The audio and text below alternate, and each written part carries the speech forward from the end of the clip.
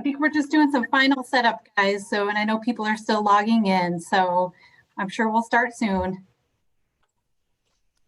So this is going to be a virtual audience. Yep. Yep.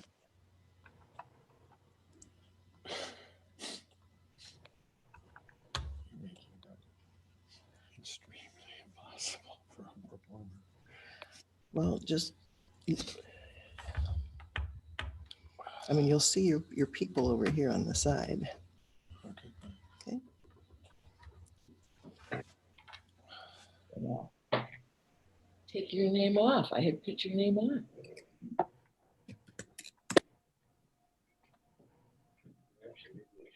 You want me to, I can move. Mary, you're unmuted. Yes. Okay. Are you ready to go? I'm making back Let's see.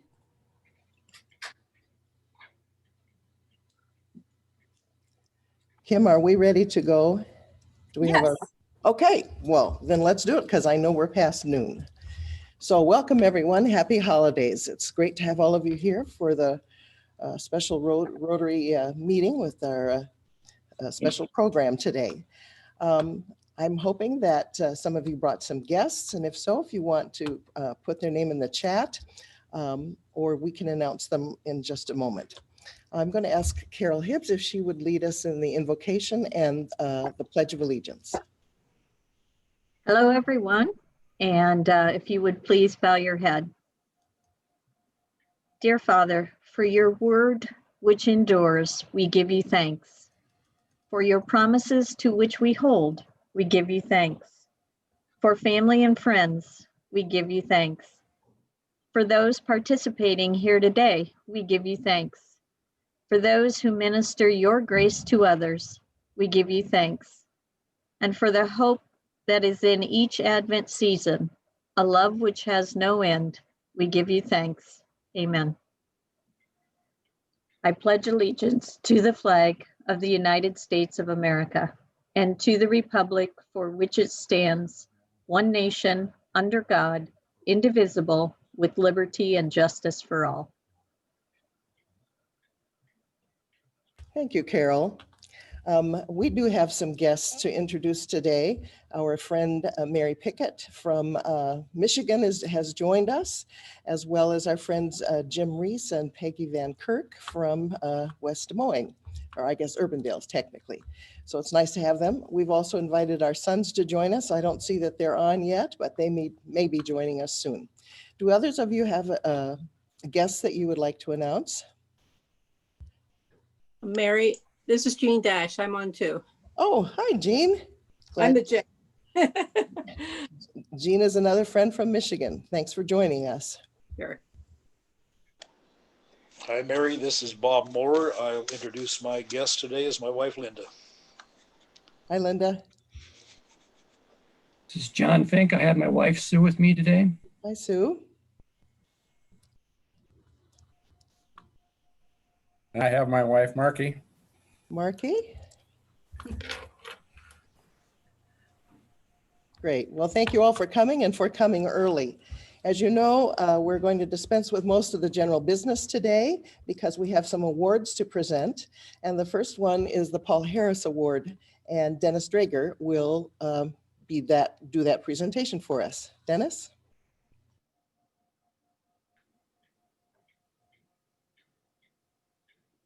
Thank you, President Mary. This is for our Paul Harris Fellow recipients. Paul Harris Fellow Awards are named for Paul Harris, who founded Rotary with 3 business associates in Chicago in 1905. The award was established in his honor in 1957, and it expresses appreciation to our members or non-members who have made a communicative gift of at least $1,000 to the humanitarian and educational programs of the Rotary International Foundation. Once awarded the Paul Harris Fellow, a person continues to earn additional awards for every $1,000 milestone which is commemorated by adding sapphires and rubies to the pin. We move closer to a more peaceful world today, as many of our members will be recognized for their contributions to the RI Foundation. This year, the following club members have achieved this designation: Jerry Stevens, Doug Reese, Don Zorney, Leon Jim Lorenz, Ray Ostis, Scott Neff, Dennis Strager, Greg Brown, and our former club secretary, Kathy Baker. Marshalltown Rotary Club members have donated more than $557,000 to the RI Foundation since its inception in 1917. This foundation has received Charity Star's highest rating for 12 consecutive years based on its strong financial health and commitment to accountability and transparency. On behalf of the Rotary International Foundation and your fellow members of the Rotary Club of Marshalltown, thank you for your generous gifts. Your financial support to the RI Foundation helps achieve Rotary's 7 areas of emphasis throughout the world. These are peace and conflict prevention and resolution, disease prevention and treatment, water and sanitation projects, maternal and child health, basic education and literacy programs, economic and community development, and protection of the environment. We are all aware of the amazing progress that has been made in the eradication of polio worldwide, and that is a direct accomplishment of Rotarians contributing to the RI Foundation. Contributions from this club have helped support projects locally and worldwide through various Rotary grants. A few of these include the Josh Seatter Water Safety Program, the Coates Project, Live on Stage, Tornado and Derecho Recoveries, and our Well Project in South Sudan. On behalf of the trustees of the Rotary International Foundation, it gives me great pleasure to present Jerry, Doug, Don, Leon, Jim, Ray, Scott, Greg, and Kathy the Paul Harris Fellow lapel pins, which designate their level of lifetime giving. Your pin will be mailed to you. Please accept our congratulations and sincere appreciation for your commitment to our common goals of making the world a better place. Thank you. A little information about the RI Foundation. Each year, our Rotary Board sets a foundation giving goal. Each dollar you donate to the RI Foundation helps your Rotary Club come closer to this goal. One of the goals of our club is for each member to contribute $100 per year to the foundation. Please consider an increase in your RI Foundation giving if you can. Those that can do this or more, great. Those that give at a lesser level, thank you. Each and every dollar helps Rotary to do what Rotary does. Madam President, that concludes my Paul Harris Fellow report. And I would like to say a very happy holiday season to all of my fellow Rotarians. Thank you, Dennis. And again, congratulations and thank you to all of you members who are being recognized today. Another tradition at this, yes, thank you for the round of applause I see. Another tradition at this time is the presentation of the Brintnall Award, and Doug Gervich will be doing that. Doug?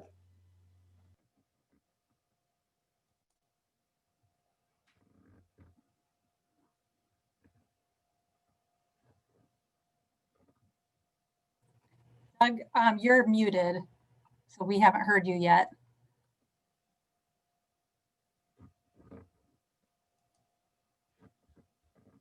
There you go. How's that, Rotarians? Yes. Okay, good to see you all. Merry Christmas, happy holidays, and thanks, Kim, for that one. So I'll start over. The Kenneth Brintnall Memorial Award is the highest honor our club can bestow and is one of the top awards a citizen in the community can achieve in service to others. The 2020 Kenneth Brintnall Memorial Award goes to a longtime Rotarian who exemplifies Rotary's service above self motto. Our award winner has served this club in multiple ways, including service as a member of the board of directors and past president, spent several years serving on the chaplain committee, and has always been willing to lead the prayer and pledge for meetings and special events. This Rotarian rings the bells for the Salvation Army and has helped with the Cope Project multiple times. This year's award winner was also instrumental in the Marshalltown Club's involvement in the Sun Oven Project. Many of you veterans will remember that project. The rookie Rotarians should ask, because it was a wonderful project that our club was involved in. It was an international project that required a lot of perseverance to see it through to completion. Our award winner is a Paul Harris Fellow and also worked diligently to get the Marshalltown Club set up on the digital platform Club Runner when it was first introduced. Our award winner has also volunteered for numerous projects in the community, including nearly 40 years on the Senior Citizen Center Board, serving as treasury most of that time, serving on the Child Abuse Prevention Services Board of Directors, and they are an active volunteer with St. Francis Parish, serving on the Finance Committee, helping with marriage ministry, and serving on the fundraising committee for the building addition at St. Francis School. Our award winner was born in Tripoli, Iowa, living there until graduating from high school. He attended Wartburg College in Waverly and received a degree in accounting. He has worked for Lennox Industries in various accounting roles for more than 40 years. It really is an honor for me to present this award, I would say that. He's been married to his wife, Sue, for 38 years. They have 4 children, Michael, Joey, Katie, and Patrick, and 3 grandchildren, who were all born in June of 2020. Gives me great honor to mention the 2020 Kenneth Brintnall Award winner is John Fink. And John, if everybody can see, I have the plaque here that we'll be delivering to you. Unfortunately, we couldn't give it to you in person. Well, Sue did a good job of keeping this from me, I tell you that. So I really appreciate it. Rotary is an excellent organization, and I really appreciated it when I was president, and the Sun Oven Project, and doing some things for people around the world, not only in our communities. So again, I'm very appreciative. Thank you very much. And thank you to the committee. Great choice. We're all proud of you. Thank you, John. Today's program will be presented by my husband, David. A word about him. He grew up in Boulder, Colorado, and graduated from the University of Northern Colorado in Greeley with his BA in speech and theater. He has his MA from the University of Colorado in communication studies. He taught at Mount Pleasant High School for 4 years before moving to Mason City High School, where he taught for 34 years. He served as the director of speech and theater and head of the language arts department. When we moved to Marshalltown, he also became an adjunct professor with Iowa Valley Community College. David has been active in the community and professional organizations, and he's coached many award-winning performance groups and individuals. We have 2 sons, and they are married, and we have 4 grandchildren. So we're very proud of our family as well. So David will be presenting a program that we worked on together called Christmas Reflections, and we'll take just a minute to get him over here in front of the microphone.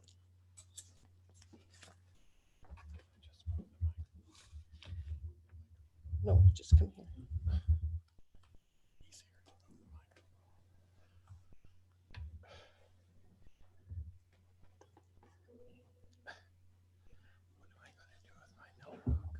Put it right here.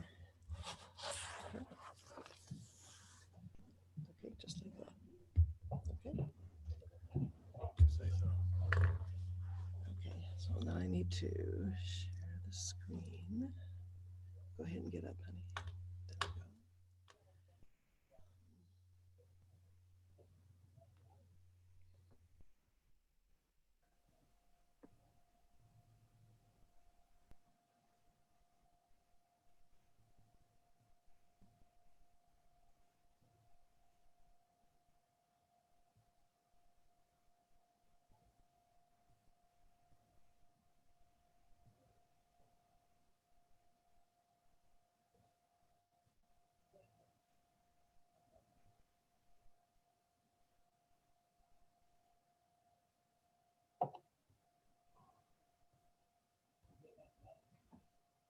Thank you for inviting me to share my reflections on Christmas.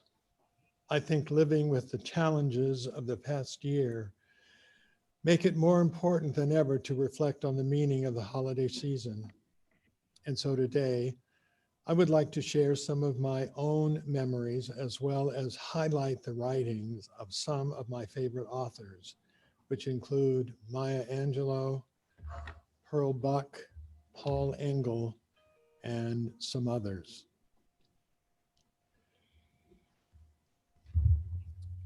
Reflections on nativity scenes and pageants.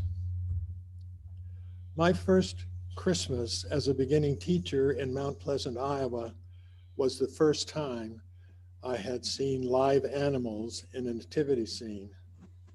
I guess we didn't have the correct animals to round up for a nativity tableau where I grew up in Colorado.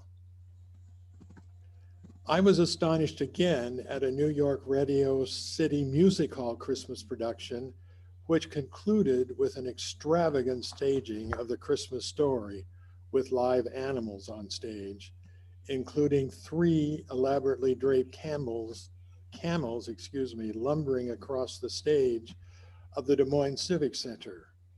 I couldn't believe my eyes. Iowa poet Paul Engel captures the importance the animals played in the Christmas story as it unfolded in his poem, The Animals. Animals knew him in his first sleep, donkey and cow, the wolf's soft sheep. The humblest beast gave him their heat and shared the straw beneath their feet. Creatures were kind in that cold place. They gave him warmth. He gives us grace. The Lamb by Paul Engel. While shepherds watched their flocks that night, sheep watched their lambs in the cold night. While not so far off with human care, the Lamb of God first breathed live air. Now Christ, the Lamb of plain barn birth, shepherds men on the human earth. In her poem, Garden Center Christmas Program, Hadley Reed describes a timeless children's Christmas program. Many of you may remember participating in those once upon a time. Murmuring voices fade. A quiet hush invades the room, which now becomes a center for the performing arts. 3 borrowed muslin sheets, starched and fresh and ironed smooth, are united now with safety pins to curtain off the view of center stage. The house is packed. The audience awaits. Proud parents, all in gingham gowns and overalls, sit beneath streamers made of crepe. Out in the hall, besides the hanging coats and caps, the cast of famous acting stars silently rehearse their lines and dry their sweaty hands. The time has come, no turning back, as inside the house lights dim as borrowed lamps are turned down low. The actors put aside their fright. The Garden City Christmas program now begins with 16 off-key voices singing Silent Night. Reflections on Christmas gifts. As a youngster with a few dimes to rub together, I made trips to Woolworth's 5 and Dime to purchase cheap trinket gifts.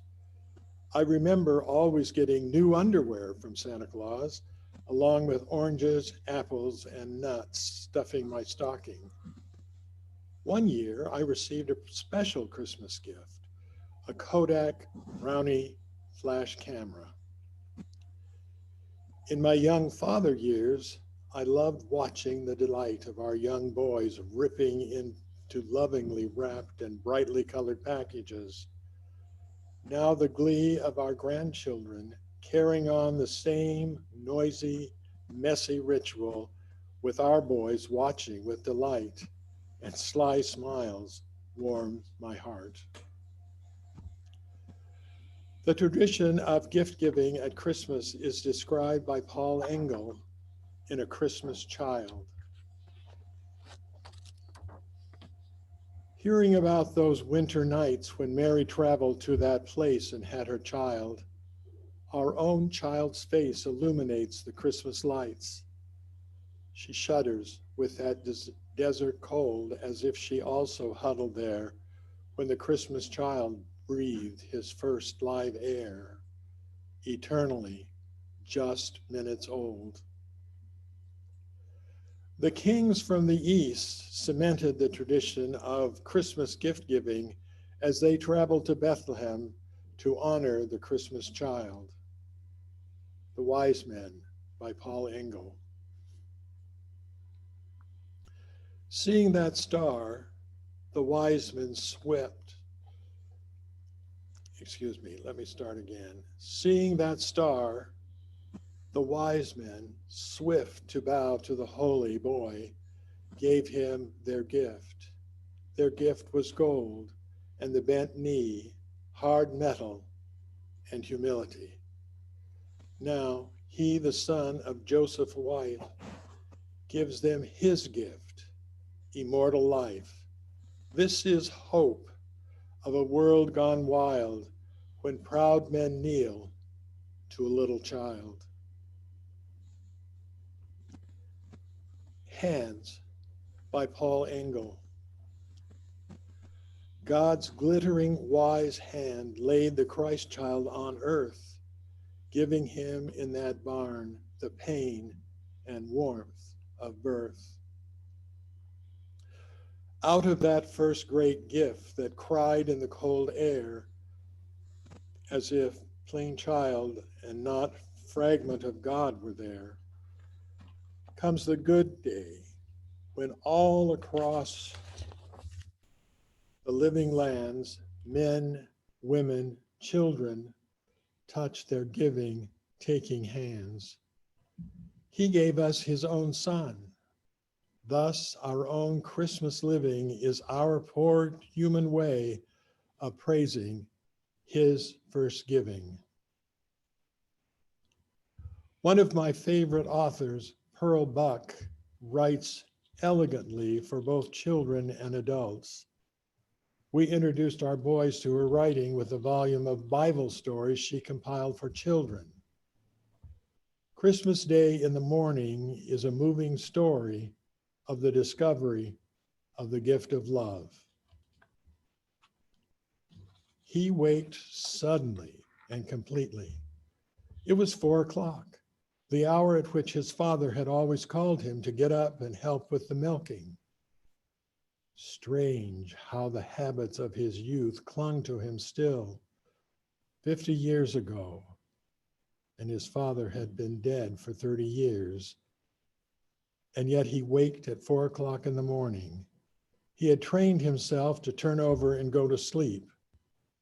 But this morning, because it was Christmas, he did not try to sleep. He slipped back in time, as he did so easily nowadays. He was 15 years old and still on his father's farm. He loved his father. He had not known it until one day, a few days before Christmas, when he overheard what his father was saying to his mother. Mary, I hate to call Rob in the mornings. He's growing so fast and he needs his sleep. If you could see how he sleeps when I go in to wake him up. I wish I could manage alone. Well, you can't, Adam. His mother's voice was brisk. Besides, he isn't a child anymore. It's time he took his turn. Yes, his father said slowly, but I sure do hate to wake him. When he heard these words, something in him woke. His father loved him. He had never thought of it before. taking for granted the tie of their blood. Neither his father nor his mother talked about loving their children. They had no time for such things. There was always so much to do on a farm. Now that he knew his father loved him, there would be no more loitering in the mornings and having to be called again. He got up after that, stumbling with sleep, and pulled on his clothes. His eyes fought tight shut, but he got up. And then on the night before Christmas that year, when he was 15, he lay for a few minutes thinking about the next day. They were poor, and most of the excitement was in the turkey they had raised themselves and in the mince pie his mother's made. His sisters sewed presents, and his mother and father always bought something he needed. Not only a warm jacket, maybe, but something more, such as a book. And he saved and bought them each something too. He wished that Christmas he was 15, he had a better present for his father. As usual, he had gone to the 10-cent store and bought a tie. It had seemed nice enough until he lay thinking the night before Christmas. And then he wished that he had heard his father and mother talking in time for him to save for something better. He lay on his side, his head supported by his elbow, and looked out his attic window. The stars were bright, much brighter than he ever remembered seeing them, and one was so bright, he wondered if it were really the Star of Bethlehem. "Dad," he once asked when he was a little boy, "what is a stable?" "It's just a barn," his father had replied, "like ours." Then Jesus had been born in a barn, and to a barn the shepherds and the wise men had come, bringing their Christmas gifts. The thought struck him like a silver dagger. Why should he not give his father a special gift too, out there in the barn? He could get up early, earlier than 4 o'clock, and he could creep into the barn and get all the milking done. He'd do it alone. Milk and clean up. And then, when his father went in to start the milking, he'd see it all done, and he would know who had done it. At 2:45, he got up and put on his clothes.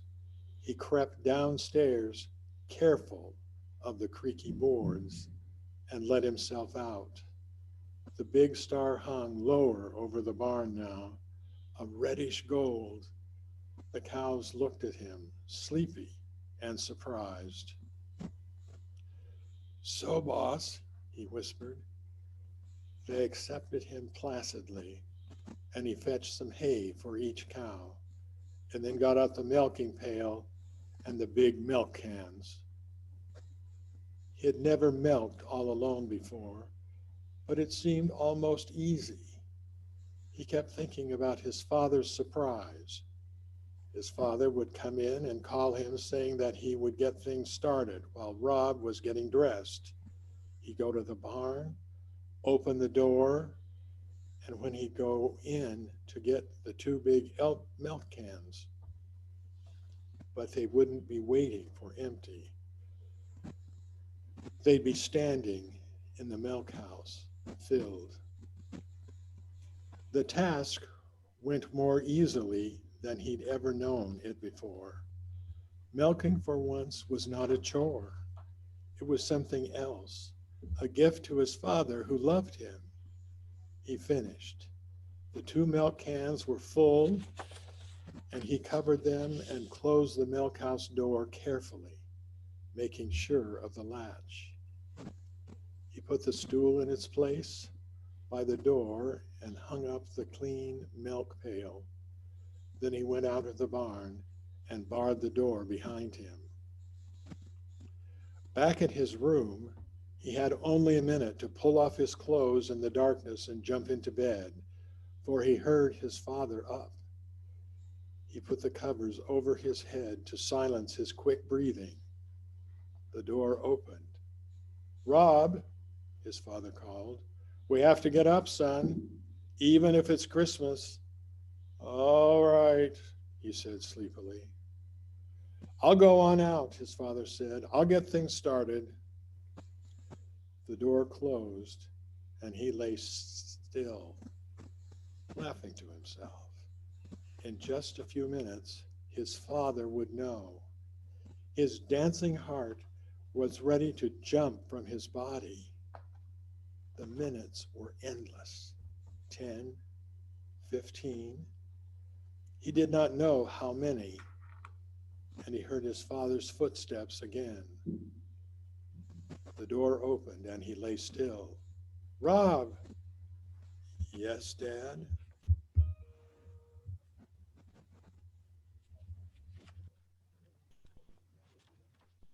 His father was laughing, a queer, sobbing sort of laugh. "Thought you'd fool me, did you?" His father was standing beside his bed, feeling for him, pulling away the cover. "It's Christmas, Dad." He found his father and clutched him in a great hug. He felt his father's arms go around him. It was dark, and they could not see each other's faces. "Son, I thank you. Nobody ever did a nicer thing." "Oh, Dad, I want you to know, I do want to be good." The words broke from him as their own free will. He did not know what to say. His heart was bursting with love. "Well, I reckon I can go back to bed and sleep," his father said after a moment. "No hark. The little ones are waked up. Come to think of it, son, I've never seen you children when you first saw the Christmas tree. I was always in the barn. Come on." He got up and pulled on his clothes again, and he went down to the Christmas tree, and soon the sun was creeping up to where the star had been. Oh, what a Christmas, and how his heart had nearly burst again with shyness and pride as his father told his mother and made the younger children listen about how he, Rob, had got up all by himself. "The best Christmas gift I ever had, and I'll remember it, son, every year on Christmas morning, so long as I live." They had both remembered it, and now that his father was dead, he remembered it alone. That blessed Christmas dawn when, alone with the cows in the barn, he had made his first gift of true love.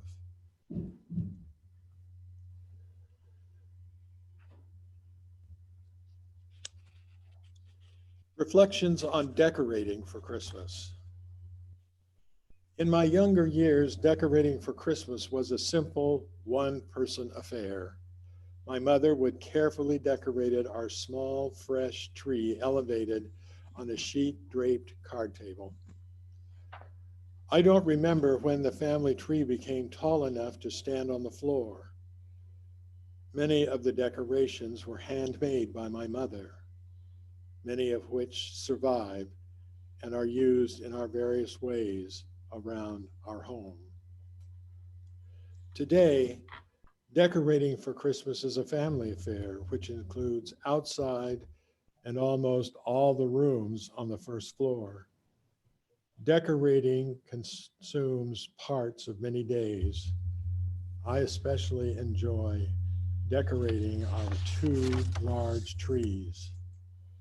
Mary has done the smaller trees and the outside trees and bushes. 4 short reflective poems by Iowa poet Paul Engel describe traditional Christmas decorating elements. The Tree by Paul Engel. Now in the white winter of snowing, we get our tree, green hue of growing. It comes to stay with us inside, to be green life in its green pride. Now at the sleepy end of year, it lives with us for our green cheer. The Holly. Green holly branch with your red berry, we hang you up to make us merry. Summer's colors you keep bright, red and green in winter's white. You are a sign by night and day. The time is good, the house is gay. The wreath. Now Christmas come, leafy and floral, poinsettia, pine, and mountain laurel. Now wreaths of fir, of spruce or pine hang on the door with a green shine. Even the sun on earth beneath turns in space like a golden wreath, and men who give love and goodwill are a live wreath on town and hill. The lights.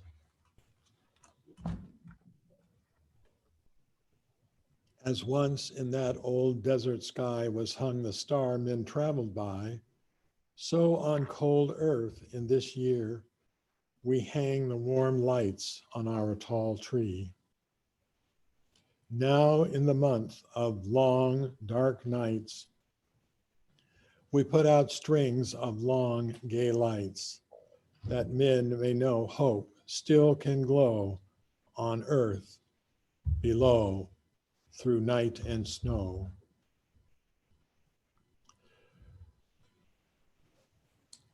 Reflections on Christmas relationships. A Sioux City Christmas by Jack Benny. When I think of Christmas, I remember Father O'Connell, a priest in Sioux City, Iowa. At his death a few years ago, one of my most treasured friendships suddenly vanished. But Christmas will never come without my memory racing back over the years to Sioux City and the night we first met. Christmas in a town where I didn't have one friend wasn't exactly my idea of holiday. It was early 1920s, and I had been playing a vaudeville engagement there. To make things worse, the snow began to fall. It was a white Christmas, all right, but one I didn't share joy in what I felt around me. On Christmas Eve, the rest of the troupe had started to leave the theater, but I sat in the dressing room feeling a long, long way from my home and friends in Waukegan. Of course, I had been on vaudeville tours at Christmas time before, but there were always a couple of friends on the bill, and we managed to talk ourselves into a good time and a celebration over Christmas dinner in some restaurant, even though we were all far away from Mama's apple strudel. But that year, besides not knowing a soul in town, I didn't know anyone playing the engagement there with me. As the theater grew silent, I dreaded the prospect of dinner all by myself the next day. I was growing more and more alone by the minute, when suddenly there was a knock at the door. "Come in," I called, and looked up to see a priest standing in the doorway. He was a smiley, ruddy-faced man who introduced himself as Father O'Connell. "Jack," he began, adding uncheerily, "I hope you don't mind me calling you Jack." Then at once he explained, "It's just that I've seen you every time you've come to Sioux City, and I think your act is great." Mind him calling me Jack. We were friends before I had time to answer. Hesitantly, He suggested that in case I hadn't already planned Christmas with someone, he would be very glad if I could have dinner with him. I jumped at the chance. Instead of a lonely little restaurant the next afternoon, I found myself at the rectory having a wonderful dinner with Father O'Connell and 5 other priests. I didn't feel at all strange, even though I am Jewish, and it was the first time I had seen or been in a rectory. To this day, I can't remember another Christmas so filled with laughter and real joy.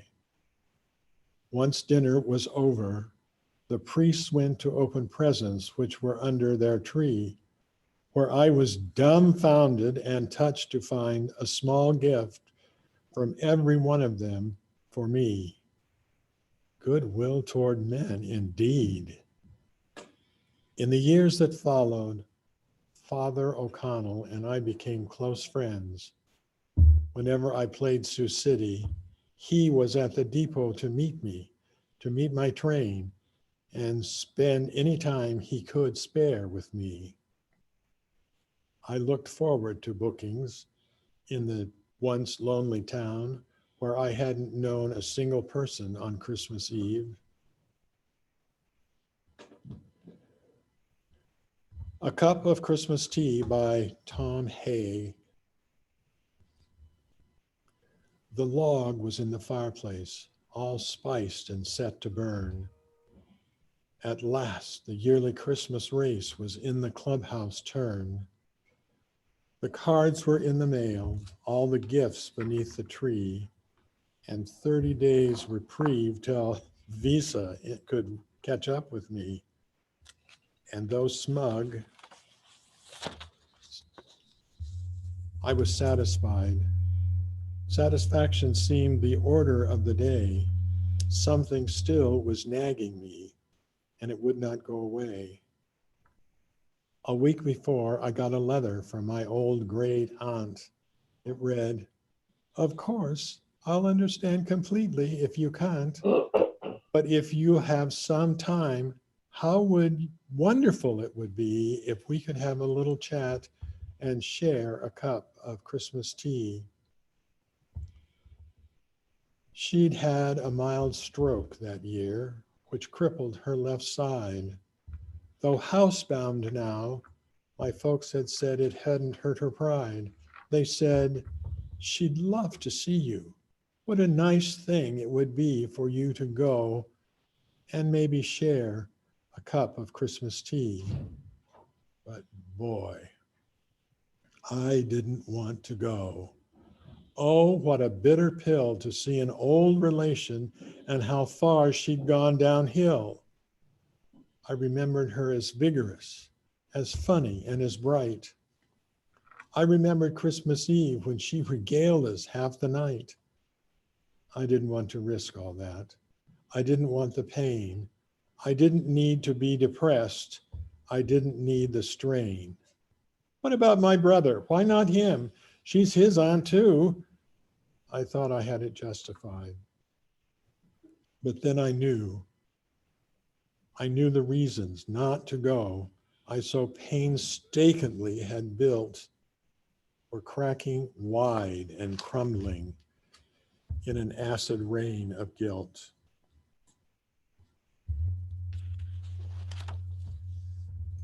I put on boots and gloves and cap, shame stinging every pore, and armed with squeegee, sand, and map, I went out my front door. I drove in from the suburbs to the other part of town. The pastels of newer homes gave way to gray and brown. I had that disembodied feeling as the car pulled up and stopped beside the wooden house that held the Christmas cup. How I got up to her door, I really couldn't tell.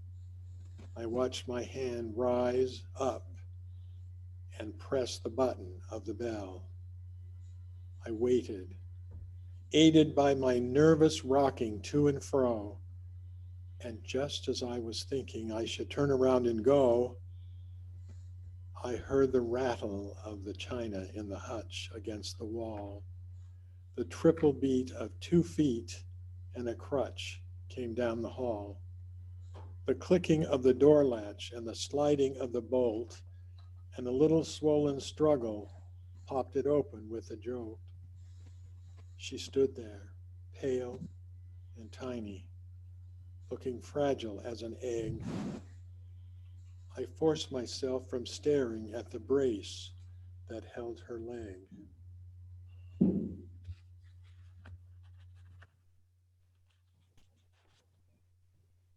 though her thick bifocals seemed to crack the spirit and spread her eyes, their milky and refracted depth lit up with young surprise. Come in, she laughed the words. She took me by the hand, and all my fears dissolved away, as if by her command.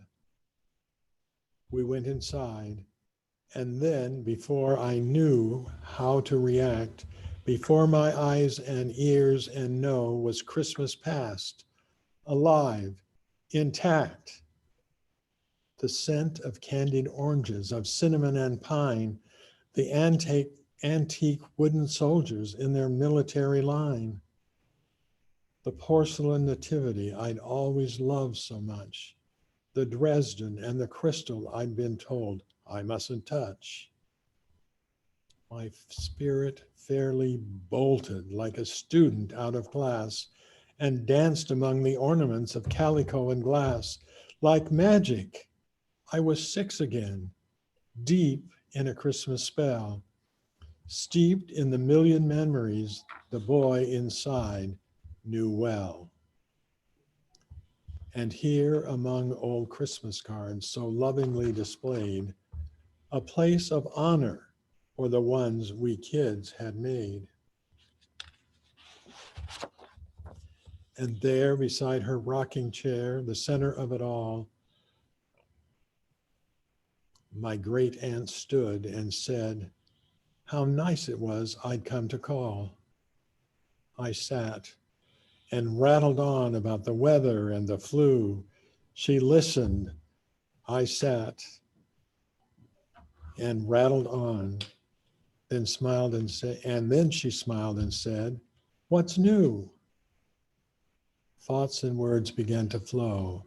I started making sense. I lost the phony breeziness I use when I get tense. She was still passionately interested in everything I did. She was positive, encouraging, like when I was a kid. Simple generalities still sent her into fits. She demanded the specifics, the particulars, the bits. We talked about the limitations that she'd had to face. She spoke with utter candor and with humor and good grace. Then defying the reality of crutch and straightened knee, on wings of hospitality, she flew to brew the tea. I sat alone with feelings that I hadn't felt in years. I looked around at Christmas through a thick, hot blur of tears, and the candles and the holly she'd arranged on every shelf. The impossibly good cookies she still somehow baked herself. But these rich tactile memories became quite pale and thin when measured by the Christmas my great aunt kept deep within. Her body halved and nearly spent, but my great aunt was whole. I saw a Christmas miracle, the triumph of a soul. The triple beat of 2 feet and a crutch came down the hall, the rattle of the china in the hutch against the wall. She poured 2 cups. She smiled, and then we settled back and had a cup of Christmas tea. A cup of Christmas tea reminds me of a great aunt of mine. I never visit her at Christmas, but whenever we went to visit my dad's family in Nebraska, we always took an afternoon to call on her. She was German and she spoke with a thick German accent.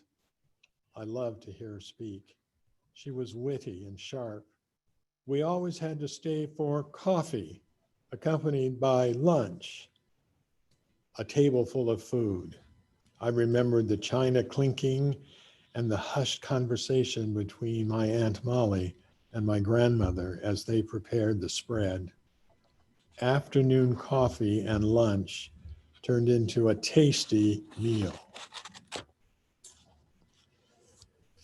I first became aware of the great Maya Angelou when I was a chaperone to the Lutheran youth gathering in San Antonio, Texas. I heard her from the heart words, which stilled an arena packed with hundreds of teenagers. I also remember her reading On the Pulse of Morning at William Jefferson Clinton's inauguration. I was so impressed with the message that I gave the poem as a graduation gift to scores of students from 1993 until my retirement in 2003. Amazing Peace, a Christmas poem, was read by the poet at the lighting of the National Christmas Tree on December 1st, 2005. Amazing Peace by Maya Angelou. Thunder rumbles in the mountain passes and lightning rattles the eaves of our houses. Floodwaters await in our avenues. Snow falls upon snow falls upon snow to avalanche over unprotected villages. The sky slips low and gray and threatening. We question ourselves. What have we done to so affront nature? We integrate, we interrogate, and we worry God. Are you there? Are you there really? Does the covenant you made with us still hold?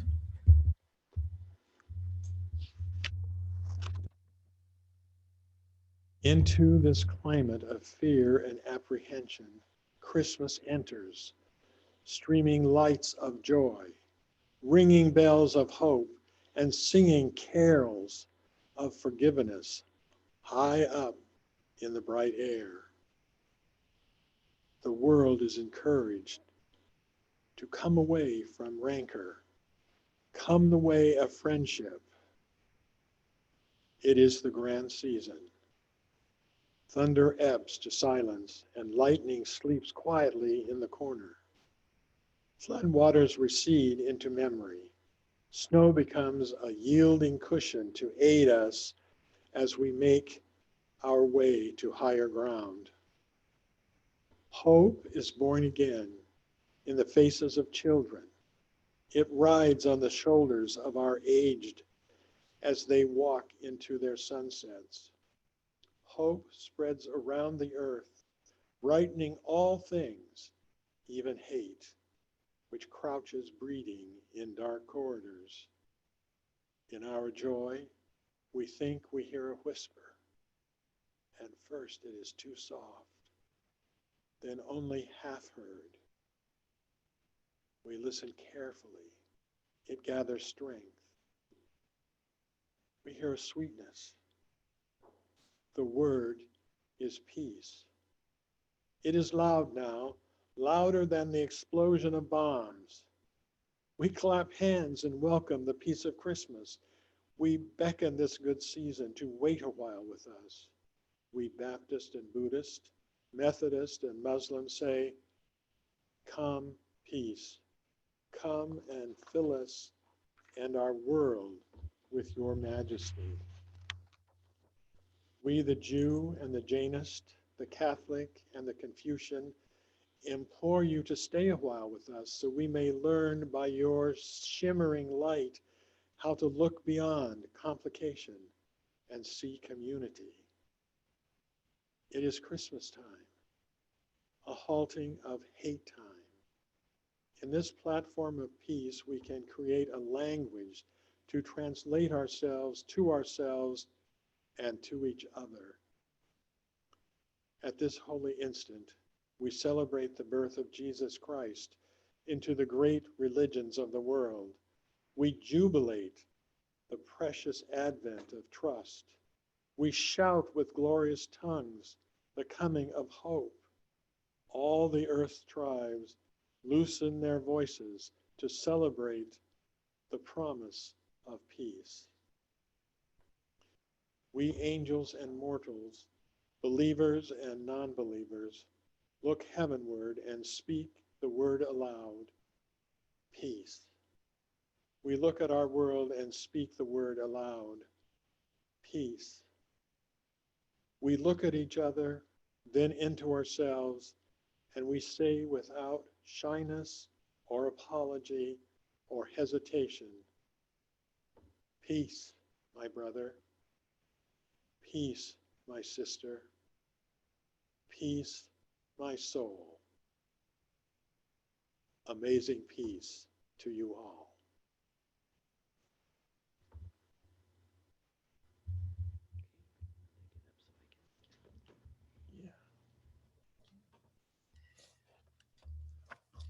So thank you very much to David and for all of you for sharing this time with us.